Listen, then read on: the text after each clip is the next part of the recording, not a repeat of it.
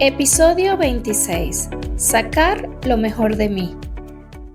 Bueno, Dani, estamos en el episodio número 26, Caminando con el Resucitado, aprendiendo a caminar en este contexto de resurrección y de Pascua. Y la lectura hoy va a ser una lectura muy hermosa, muy bonita, de modo que les invitamos a que nos acompañen con esta lectura tan preciosa, sencilla, corta, pero muy hermosa. Evangelio según San Juan, capítulo 13, versículos del 31 al 33 y del 34 al 35. Cuando salió Judas del cenáculo, dijo Jesús: Ahora es glorificado el Hijo del Hombre, y Dios es glorificado en él. Si Dios es glorificado en él, también Dios lo glorificará en sí mismo. Pronto lo glorificará. Hijitos, me queda poco de estar con ustedes. Les doy un mandamiento nuevo, que se amen unos a otros como yo les he amado. Ámense también unos a otros. En esto conocerán todos que son discípulos míos, si se aman unos a otros. Palabra del Señor. Aníbal, qué sabroso es ir caminando en este tiempo de Pascua. Sabrosísimo el poder de una otra forma experimentar esa resurrección. Ha habido una pregunta que es la que ha estado guiando todo este proceso, todo este caminar entre nosotros. ¿Cómo caminar como resucitado? Esa ha sido la pregunta. ¿Cómo caminar como resucitado? Sí. Ha tenido varias partes, hemos tenido como tres grandes momentos. Una, estamos encerrados, solos, aislados, lo que da el miedo, lo que da el dolor, lo que da el fracaso, lo que da la frustración. Dos, salimos y nos encontramos en Galilea, la Galilea de nuestra vida, la de las oportunidades, la del camino que siempre se abre. Pero bueno, que en medio de esa Galilea hay dificultades, hay fracasos, hay una serie de situaciones que a veces no son agradables, pero seguimos allí, eso es parte del aprendizaje de la resurrección. La semana pasada veíamos, salimos también, pero ¿con quién salimos? ¿Con quién caminamos como resucitados?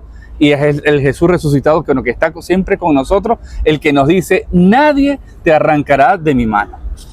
El día de hoy, además de caminar con el resucitado, nunca podemos caminar solos, siempre en equipo. Y ese es el punto clave en el día de hoy, cómo caminar en equipo con el resucitado. Por eso la primera frase que hoy vamos a comenzar a disfrutar y a meditar es glorificado el Hijo del Hombre y Dios es glorificado. Sí.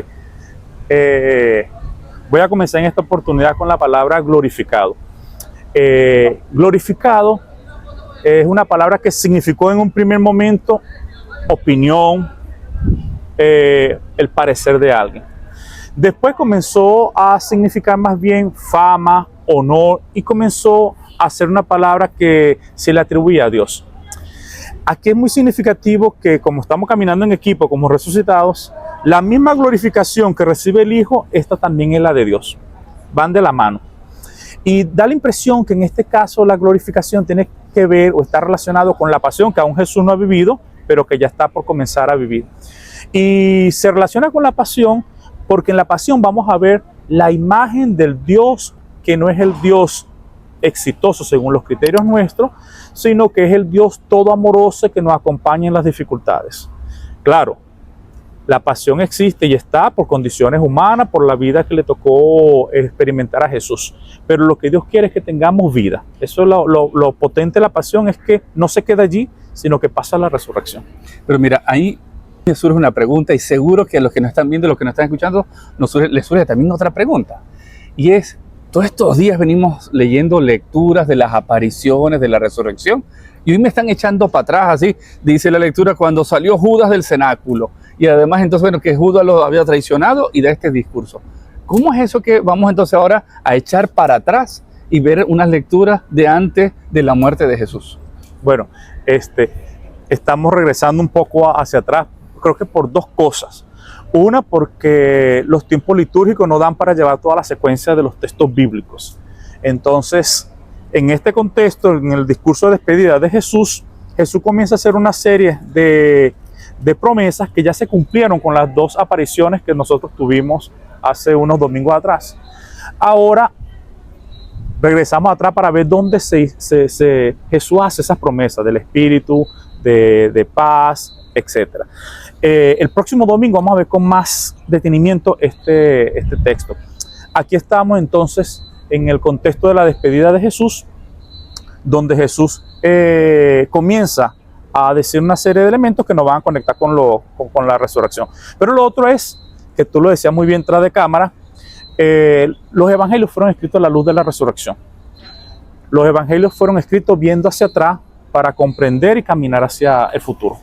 Eso significa que cuando se escribieron los evangelios, no es que se escribieron que, bueno, y a medida que iba de Jesús diciendo las cosas, yo lo iba anotando, iba a haber un narrador, sino ¿cuándo se escriben los evangelios? No, los evangelios se escriben un poco después, unos años después de la resurrección de Jesús, del evento Jesús, y comienza escribiéndose la pasión, después se añade la resurrección, y después comienza a entenderse todo lo que Jesús vivió una vez que Jesús ha resucitado, pero unos 15, 20 años después ya comienzan a escribirse los evangelios. Y ahí creo que es una de las grandes lecciones que uno puede tener en torno a esto.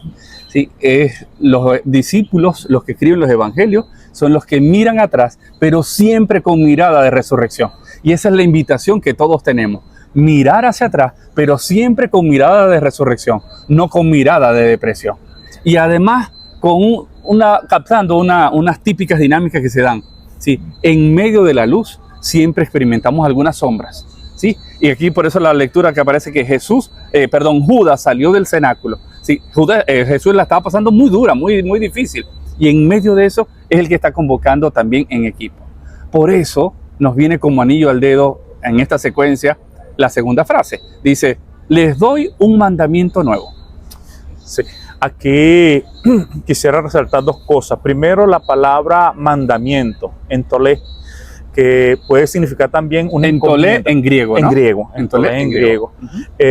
Puede significar mandamiento, puede significar también una encomienda, pero sobre todo es una experiencia, es algo que se cumple porque nace desde dentro. La experiencia, se tiene una experiencia muy profunda de la vida con Jesús y de ahí nace el deseo de realizar aquello.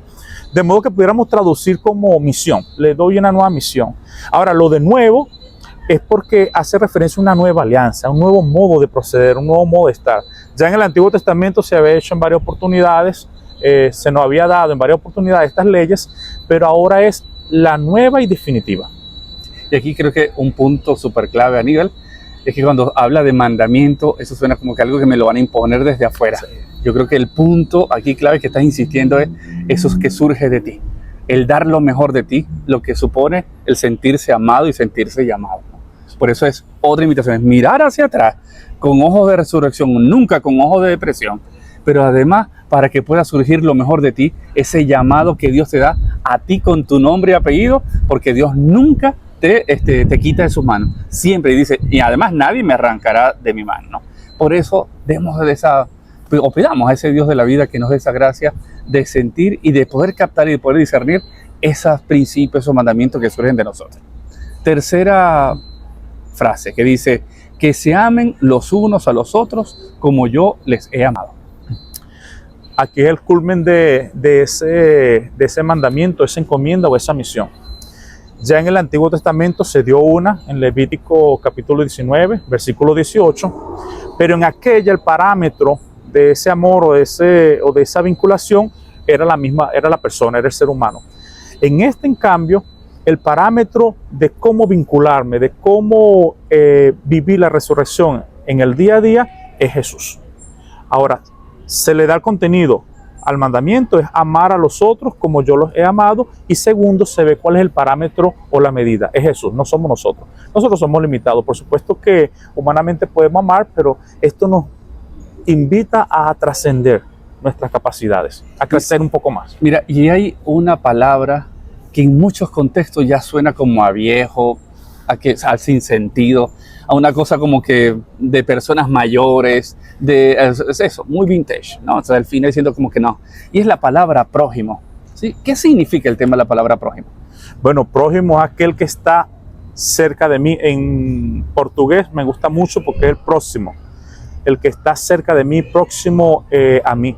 Entonces aquí estamos en el mandamiento de la capacidad que nos invita a vincularnos. el que expresa la capacidad que tiene el ser humano de vincularse con otro y no quedarse encerrado en sí mismo. Bueno, y no solamente el que nos invita, sino también en nuestras vinculaciones del día a día. La vinculación con la familia, con la pareja, con los hijos, cómo nos estamos vinculando. Y por supuesto, desde mi contexto de trabajo, desde mi contexto del día a día donde yo voy caminando. Entonces, por eso, en estos pasos de resurrección, en estos pasos del día a día, hay que salir del sepulcro. Hay que ir a buscar siempre las Galileas de nuestras vidas, los motivos que tengo para seguir luchando, para seguir viviendo.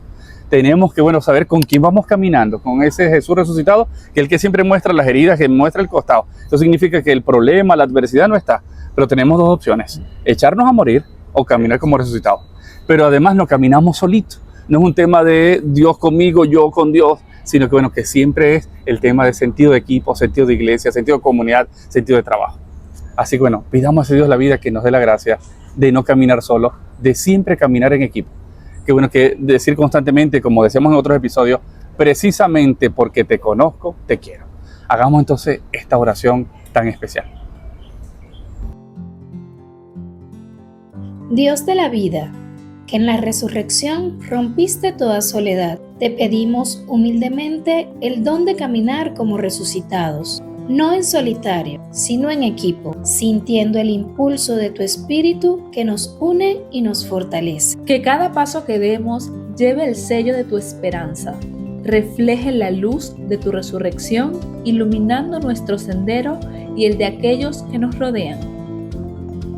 Concede a cada uno de nosotros la gracia de reconocer tu bendición, que reside en nuestro interior, ese potencial único que nos has regalado. Al sentirnos llamados por tu gracia amorosa, ayúdanos a sacar a la luz lo mejor de nosotros mismos, nuestros talentos y fortalezas, para ponerlos al servicio de los demás y de tu reino. Cristo resucitado, que apareciste a tus discípulos con las heridas gloriosas, enséñanos a vincularnos desde nuestras fragilidades sanadas. Que nuestras relaciones no se construyan sobre la prepotencia o el miedo, sino sobre la capacidad de dejarnos sorprender por las bendiciones que siempre emergen en los demás. Líbranos de las ataduras del egoísmo y la desconfianza, y enséñanos a construir puentes de diálogo y reconciliación. Que donde haya desaliento, llevemos fortaleza. Donde haya división, sembremos reconciliación. Amén. Un itinerario personal y familiar, acompañados por la psicología y la espiritualidad. Presentado por Psicodata Venezuela, la Escuela de Psicología y la Parroquia María Trono de la Sabiduría de la Universidad Católica Andrés Bello. No olvides suscribirte, darle like y compartir con tus seres queridos y en tus redes sociales.